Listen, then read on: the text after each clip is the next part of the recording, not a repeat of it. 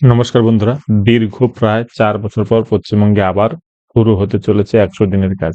গ্রাম পঞ্চায়েত স্তরে ইতিমধ্যেই labour budget তৈরি, স্পেশাল গ্রাম সভা ডাকা হচ্ছে এবং সেই সাথে অ্যাকশন প্ল্যান পাঠানো হচ্ছে ব্লক অফিসে।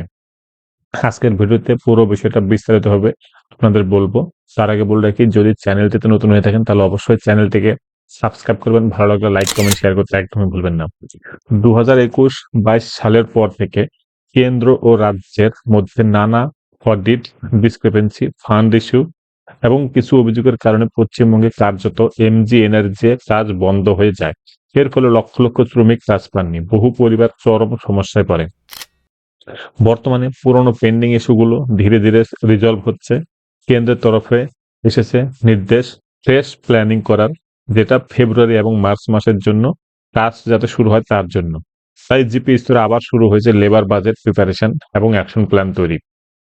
এটা একটা বড় পজিটিভ সিগন্যাল, কারণ দীর্ঘ ৪ বছর পরে এই অ্যাকশন প্ল্যান কাজ তৈরি হচ্ছে এবং সেটা কিন্তু বলা চলে সুপ্রিম কোর্ট এবং হাইকোর্টের অর্ডারের পরই। কারণ সুপ্রিম কোর্ট বলেছিল পশ্চিমবঙ্গে ইতিমধ্যেই কাজ শুরু করতে হবে। এবার জিপি লেবার বাজেট মানে হলো গিয়ে গ্রামে কত শ্রমিক কাজ করবেন, কতদিন কাজ দেওয়া যাবে, সেইভাবে কিন্তু এই প্ল্যানটা তৈরি করা হবে। গ্রামবাসীদের মতামত নেওয়া হচ্ছে স্পেশাল গ্রাম সভার মাধ্যমে, যে কি কি কাজ করা যাবে গ্রাম পঞ্চায়েতের মাধ্যমে, এবং যেই কাজগুলো হবে অ্যানুয়াল মাস্টার সার্কুলার অনুসারে। কোনো কাজই কিন্তু গাইডলাইনের বাইরে করা যাবে না।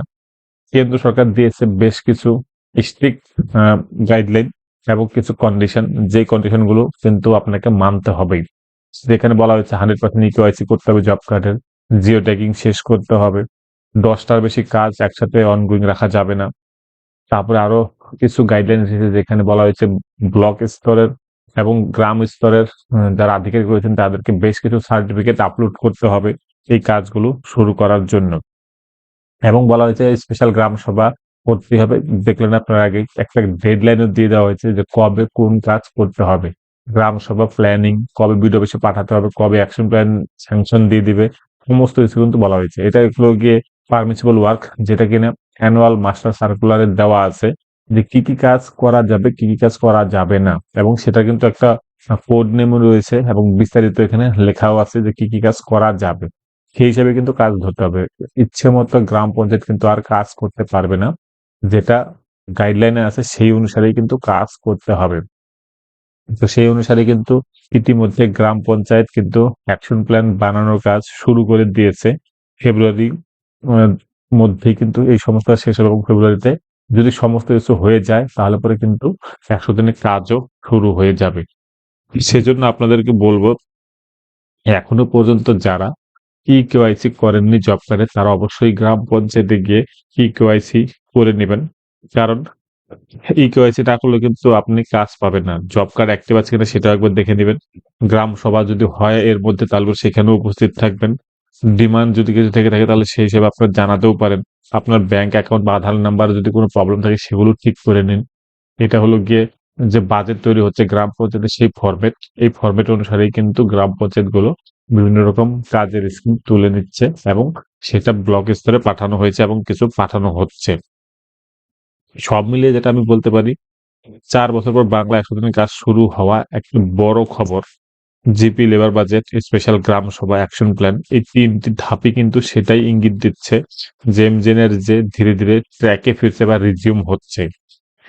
আপনাদেরকে বলে রাখি, যখন কাজ শুরু হবে বেশ কিছু চেঞ্জেসও দেখতে পারবেন। কারণ আগে যে হিসেবে কাজ হতো সেই ব্যাপারগুলো কিন্তু এখন অনেকটাই আপডেট বা আপগ্রেডেশন হয়েছে এবং সেখানে বায়োমেট্রিক অ্যাটেন্ডেন্স থেকে শুরু করে আপনার ২ থেকে ৩ বার ছবি তোলা, এইসব চেঞ্জেস গুলো এসেছে।